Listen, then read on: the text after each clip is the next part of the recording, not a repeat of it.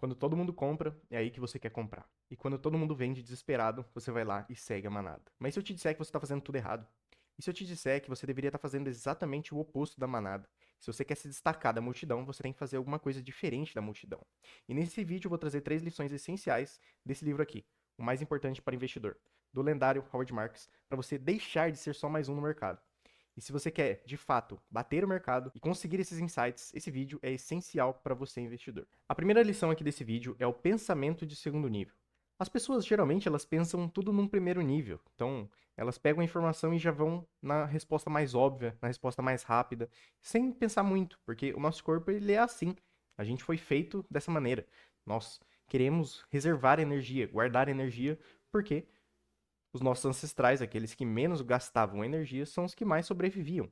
E por isso que é difícil você ter um pensamento complexo. Por isso que você tem que se esforçar. A nossa mente ela não quer se esforçar. Nós queremos ficar sentadinhos, paradinhos, guardando energia. Por isso que a maioria das pessoas são sedentárias também. Mas, Cauê, o que isso tem a ver com as ações? O que tem a ver é que a maioria das pessoas elas pensam de forma rasa, dessa forma rápida. As ações caíram. Ah, então elas estão baratas. Tá todo mundo comprando, então é hora de comprar também.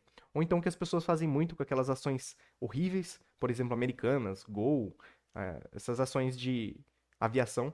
Elas pensam assim, pô, a ação tá custando 90 centavos, não tem como cair mais do que isso. Existem diversas coisas que aquela empresa pode fazer para de fato essa ação cair ainda mais do que 90 centavos. Pois é.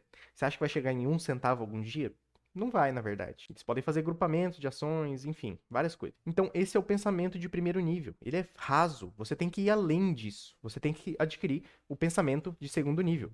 O que é o pensamento de segundo nível? Como você alcança ele? Então, o Howard Marks ele diz que o verdadeiro investidor ele precisa desenvolver um pensamento de segundo nível. Você tem que ir além da resposta óbvia, além dessa resposta rápida que você tem na cabeça. Algumas perguntas típicas do pensamento de segundo nível aqui para vocês. Por que o mercado está agindo assim? Por exemplo, se todas as ações estão subindo, será que o mercado sabe de alguma coisa que você não sabe? Porque se você acha que aquela ação não vale tudo isso, então tem alguma coisa a mais acontecendo que você não está vendo. Será que é só uma euforia do mercado? Será que o mercado tem alguma informação a mais que você não tem? Você tem que pensar nessas coisas antes de tomar uma decisão. Isso já está precificado?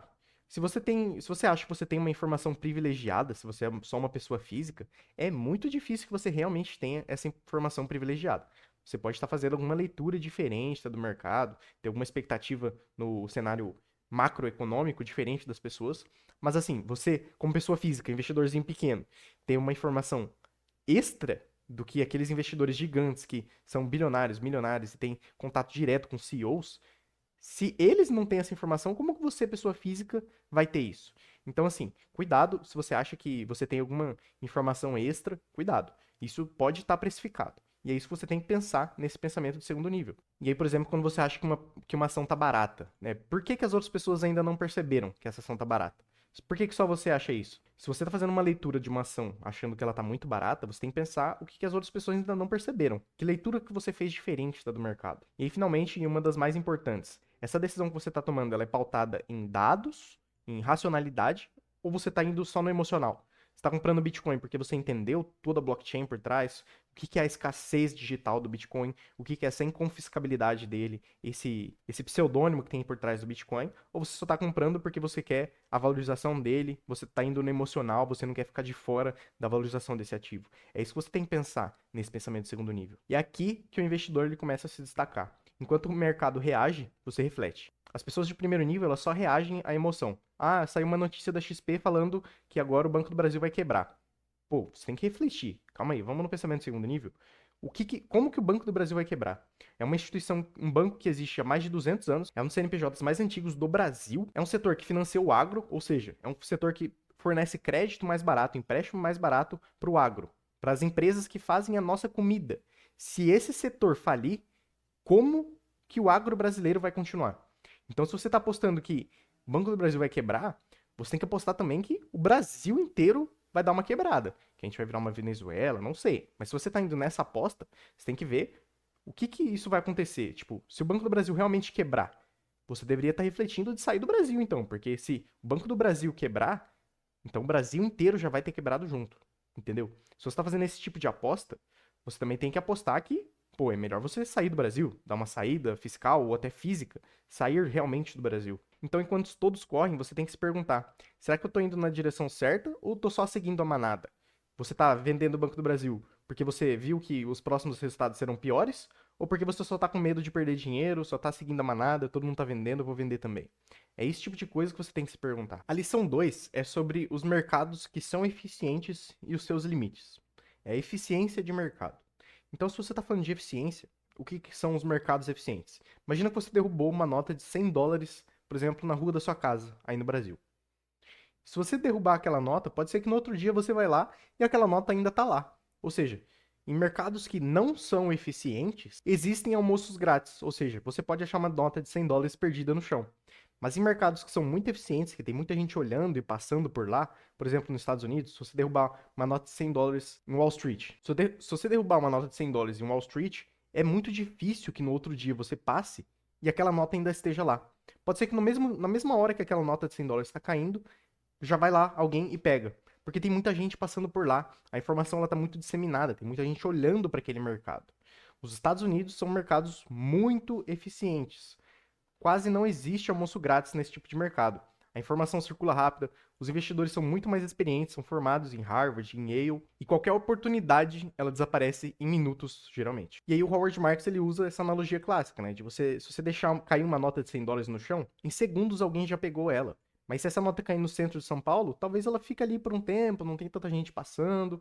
Pode ser que esse almoço grátis fique disponível por mais tempo. Essa é a lógica dos mercados eficientes versus os ineficientes. Em mercados eficientes como os Estados Unidos, grandes empresas globais, é melhor você seguir o mercado, você seguir a média do mercado, porque é muito difícil você estar acima da média do mercado.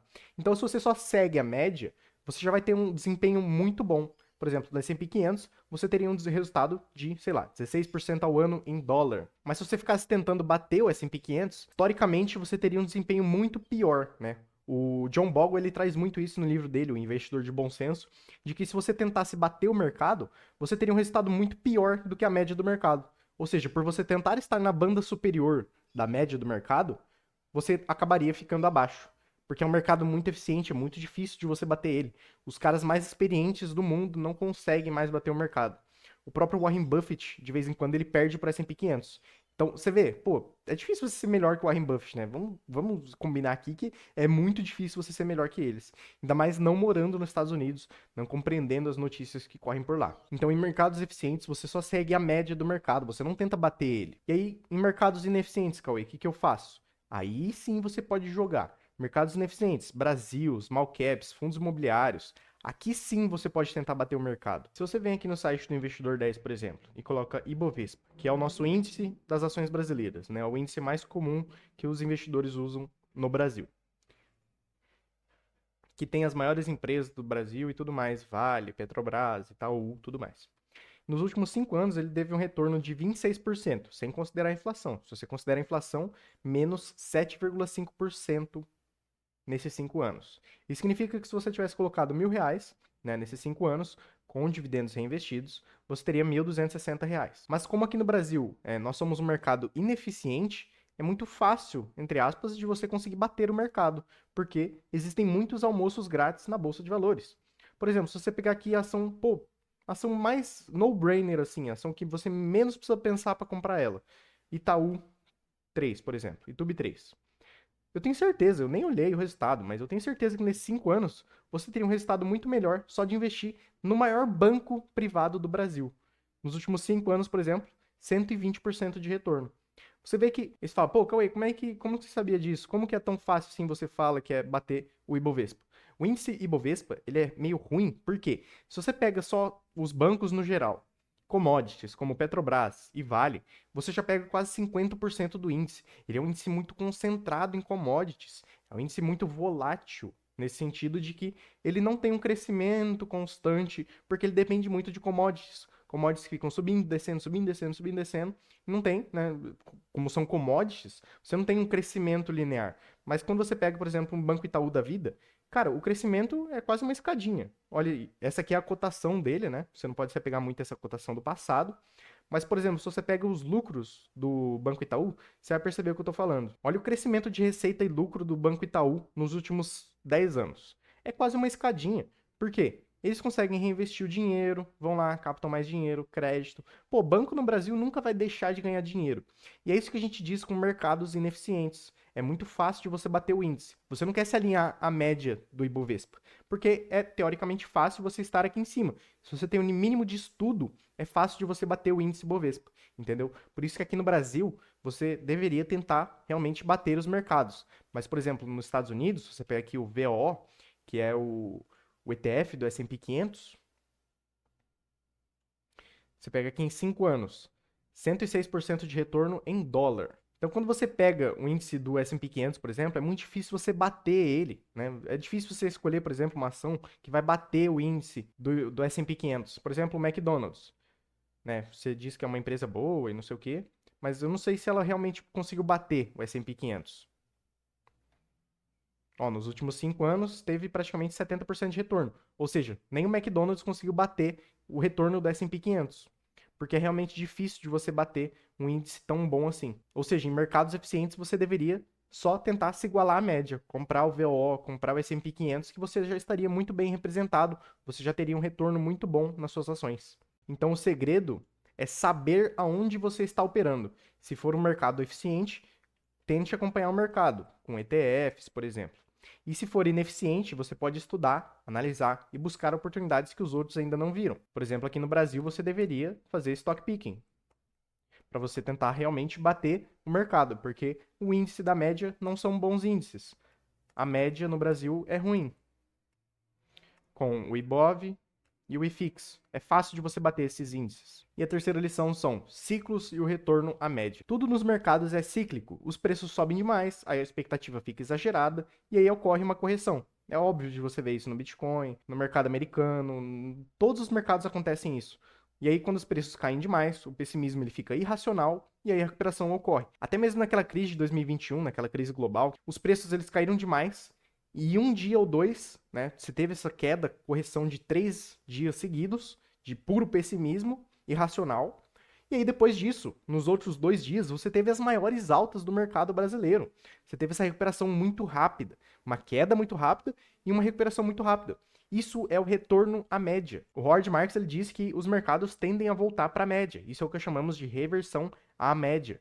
Então, se você tem que, no geral, as ações elas seguem os lucros, quando o lucro sobe demais e a ação cai, então, por pura reversão à média, alguma hora a cotação da empresa vai seguir o lucro. Então, se o lucro está subindo, alguma hora a cotação da empresa vai ter que seguir o lucro. Se o lucro da empresa está caindo demais e por algum motivo a cotação da empresa segue subindo, alguma hora você vai ter a reversão à média. Porque a média é uma média por um motivo.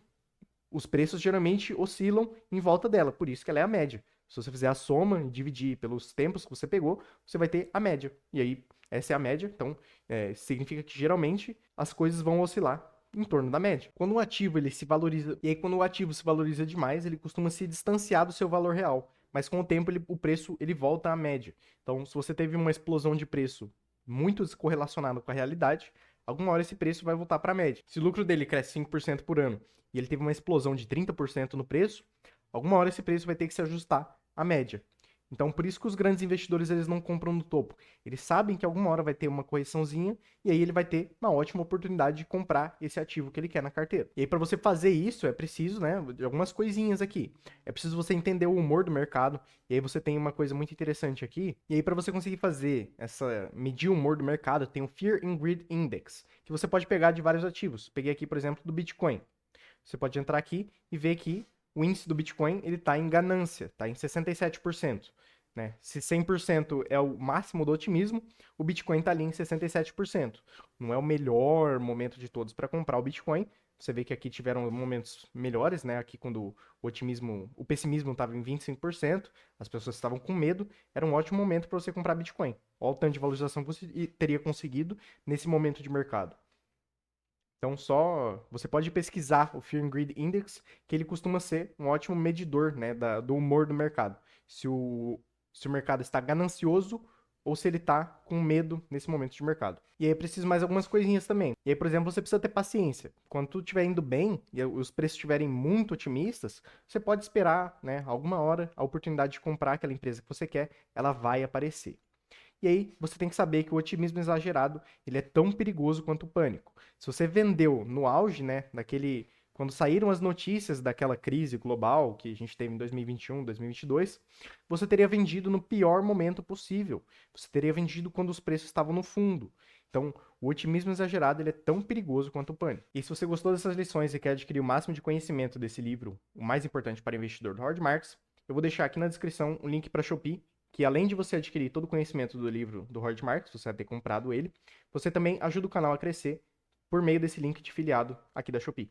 E aí, geralmente, chega bem rápido da Shopee, você consegue pedir o reembolso normal, eu nunca tive problemas comprando por lá. Então, vou deixar aqui na descrição, se vocês quiserem comprar, tá lá, beleza? Valeu. E aí, esses foram só 3 das dezenas de lições que o livro traz. E se você quer ser um investidor melhor, pensar diferente e se proteger da burrice coletiva, essa leitura vale cada centavo. Como mais uma vez eu lembro que o link do livro está aqui na descrição. E se esse conteúdo te agregou de alguma forma, né, deixa o like. Se não, não precisa deixar o like também. Se inscreve no canal e ativa o sininho, beleza? Que a gente não quer aqui like por pena, né? Só deixa o like se realmente esse vídeo te ajudou, te agregou alguma informação que você não tinha antes, beleza? Valeu, tamo junto e até o próximo.